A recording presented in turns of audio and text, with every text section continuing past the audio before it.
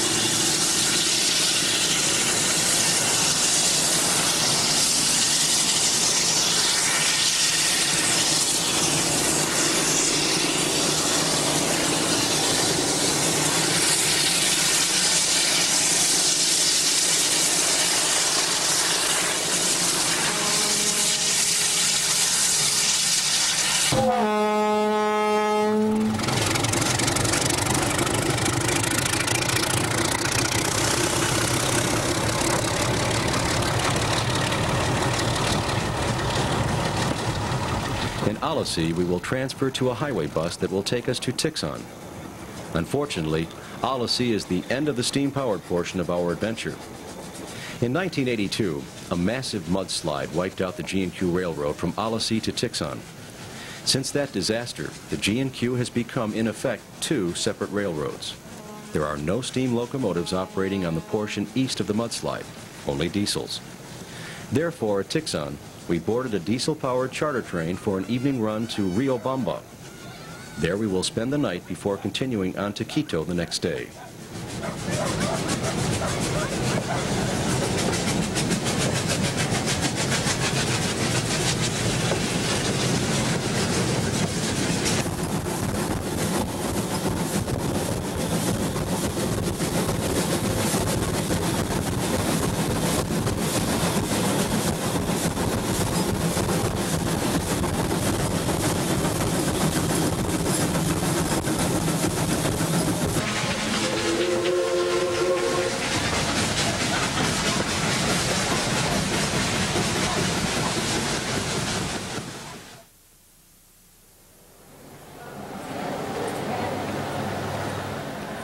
On Thursday morning, I awaken in a beautiful hacienda in Riobamba.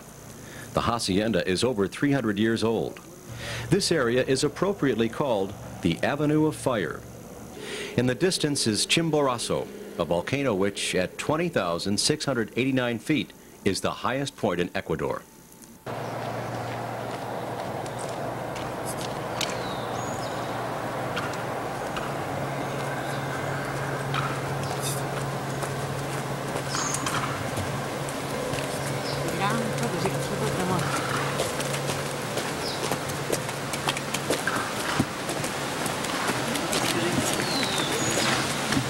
This is the station at Riobamba.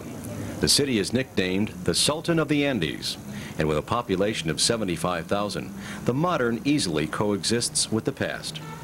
We see Coca-Cola signs hanging on 200-year-old buildings and Toyota trucks driving on cobblestone streets. In the morning, our group visits an open-air market in downtown Riobamba. Here, everything imaginable is for sale, from fresh vegetables and meats to handmade quilts and jewelry. We take advantage of the chance to shop for souvenirs and quickly enter into the tradition of haggling over price. For the vendors, running a stand is often a family business. Everyone works, and even the children help their parents prepare for the day's selling before running off to play. From Riobamba, we travel by diesel-powered train to the capital city of Quito. This is a journey of 139 miles. Surrounding us is the Avenue of Fire, a breathtaking vista of volcanoes and snow-capped mountains. This portion of the trip is also upgrade. We start the climb, however, at 9,000 feet above sea level, so the grade is not as drastic or as difficult as the climb up to and through Devil's Nose. Motive power is an Alco-built diesel, number 160. This diesel was one of an order that was originally shipped to Spain and then later sold to the Guayaquil and Quito Railroad. As we leave Riobamba, we see number 15, the only steam locomotive on this side of the mudslide that cut the railroad in half. When the slide hit in 1982, there was only one steam locomotive, number 15, east of Tixon. Rather than maintain steam repair facilities for only one engine, number 15 was retired and placed on display in Riobamba.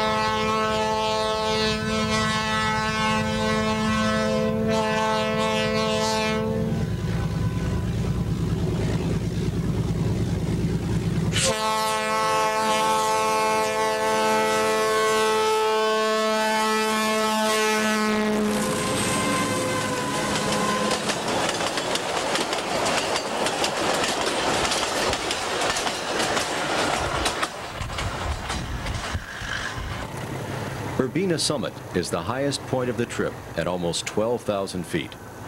Here we pick up 3 boxcars filled with concrete to haul to Quito. This may have been a mistake. About 60 miles out of Riobamba, during lunch in fact, our train derailed.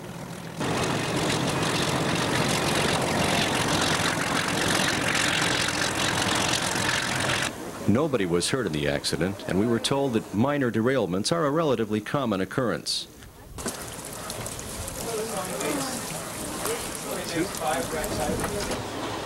Add a little excitement to our lives. I could see there was no cliff on either side. I just hung on. There was a big bang. The thing jumped off.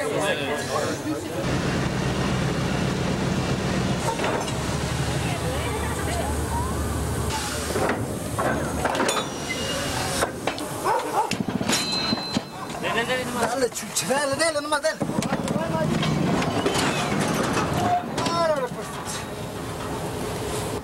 Unfortunately, efforts to re-rail the train are unsuccessful, and we are forced to finish the trip to Quito in an overland bus.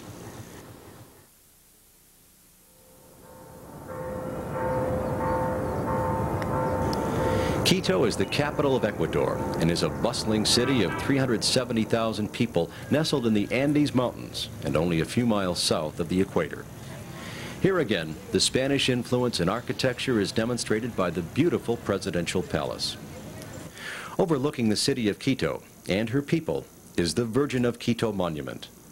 From this vantage point, the view of Quito and the surrounding volcanoes is absolutely spectacular. From Quito, I will be flying back to the United States. Most of the group will spend another week in Ecuador visiting the famed Galapagos Islands. For me, however, the trip is almost over. A full week of railroading in Ecuador has left me with a treasure house of memories and experiences. From the friendliness of the Ecuadorian people, to the courtesy of the Guayaquil and Quito Railroad, to the natural beauty of this land at the middle of the world, this was a week I will never forget.